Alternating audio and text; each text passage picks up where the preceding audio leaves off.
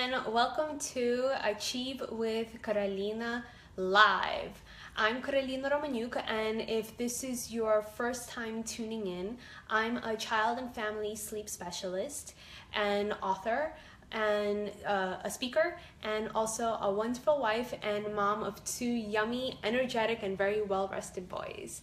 And I wanted to talk to you today about a question that I received on my Talk to Me Tuesdays. So every Tuesday over on my thread on Facebook on Achieve with Carolina, I provide solutions to your most pressing parental questions about your baby and their sleep. And one of the things one of the questions that kind of kept going over and over again on this passing Tuesday was a question about how do I put my child to sleep when if they can only fall asleep like in a swing, on a stroller, in the arms, or a rock and play. What do I do? So one of the questions that I received is from Jackie, and I'm just going to go ahead and I'm going to read it and then I'm going to answer it. And if you have any questions right now, just type it in the comments below and I'll make sure to respond to them as soon as I can. So here I'm going to read Jackie's question. So Jackie writes, "Hi Carolina, I am a mom of a 4-month-old, and the only way that he can fall asleep is in a rock and play or a stroller. And when I put him into his crib, all of a sudden he starts to startle and he wakes up automatically. I don't know what to do. I've tried everything and nothing works. I am a full-time employee at a bank and I need to work, and the only way that he can fall asleep, like I mentioned, is in the stroller or rock and play. So what can I do? Please help, Jackie." So hi Jackie, and I have a couple of tips for you that I wanted to go through. So first of all, one of the things that I wanted to go over is that for a child anywhere between newborn up until 4 months, it's you want to recreate their first home. So when you're recreating their first home is you want to make sure that they are getting the proper tools to receive healthy sleep. So one of them is, for an example, when they were in your room, that was their first home. So it's dark in there. You don't got any light bulbs or anything going on over there. So the first thing is you would need blackout curtains. Hi Sabina, thanks for joining.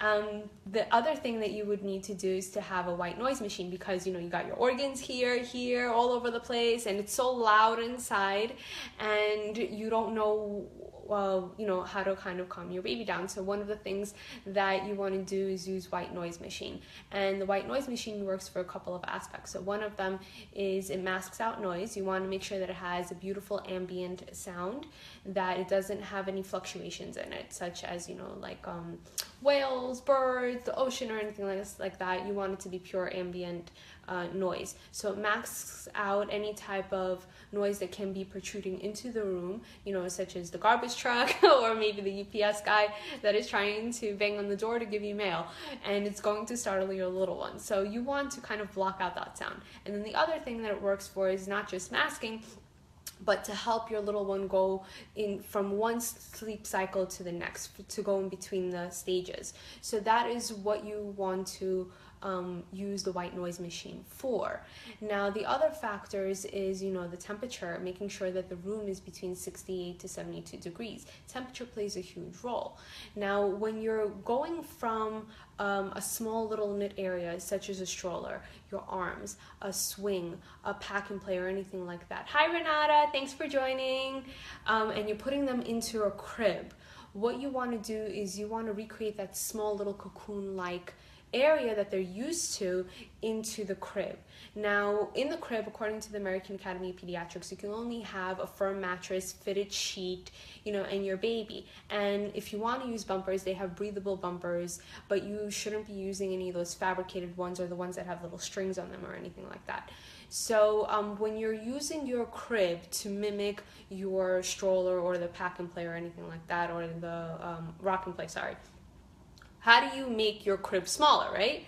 You can't cut it in size. So one of the things is you can do is, for an example, place down your little one with, like, here's the crib rail, and you would have their feet touching the edge of the rail. So at least they're touching something. It makes the crib have a sense that it's a little bit smaller, that it's not this huge ocean-like atmosphere. So it's one aspect. And the other one is you want to put them a little bit diagonally. You don't want them put them straight, you know, parallel or anything like that, in between, perpendicular, sorry, in between the rails. So you would have them touching the rail with their feet and having them a little turned sideways. So then that could kind of minimize the area of the space where you're putting them in the crib.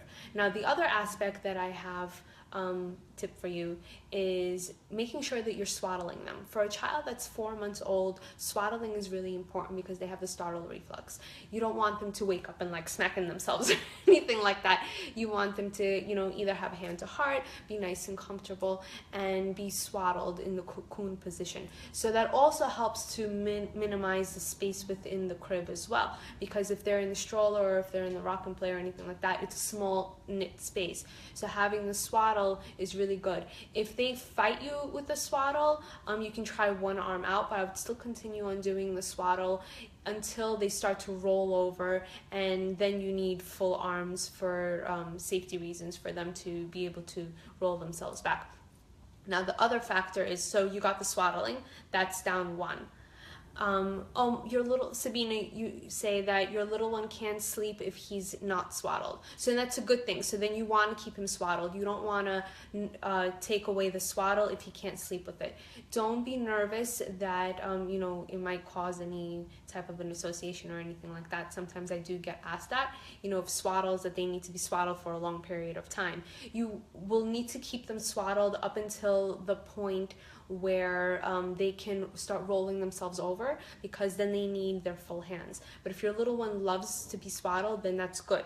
And that's a really good thing when you're trying to move them from a small knit space into the crib. Hi Jane, thanks for joining. So, okay, so we got the swaddle, we got the white noise machine, we got the blackout curtains, we got the position for how you're going to put your little one in the crib. Next comes up is when you want to place them down into the bed. One thing that I love is using touch and then your voice. Nothing can mimic the mommy's hands, the mommy's touch, the smell, and her voice also. And one of the factors that you would want to do is when you're placing them down is to put your hand, when they're already down on the bed, on the crib, is to put your hand nice and firmly onto their belly. So kind of like right over here, like between the chest and the belly. You know, I'm big, so my hand goes right here. But usually on the little one, it covers up half their body, and it helps to soothe them and to calm them down, and it gives them a place of comfort that they can fall asleep. So it also minimizes the space of the crib as well. You want to use your body, you want to use your hands to help your little one go from a place where they're so cocoon-like in their the stroller or the swing or anything else like that, into the crib. And also using your voice. So you would go shh, to the point that you really need to inhale and not go shh, shh, shh, shh. You don't want to do that because that's just annoying. You want to go shh. That's also annoying, but it helps. When you do the long area of the shh, it mimics the white noise machine as well, and it helps a lot when you're placing your child down because it soothes with your voice. You don't want to necessarily talk too much because then that creates more of an interaction, and sleeping is for sleep. So you don't want to create like a circus environment or anything and start, you know, talking them up and then having them wake up. So that's the other piece. And now the last component is if you need to use a method.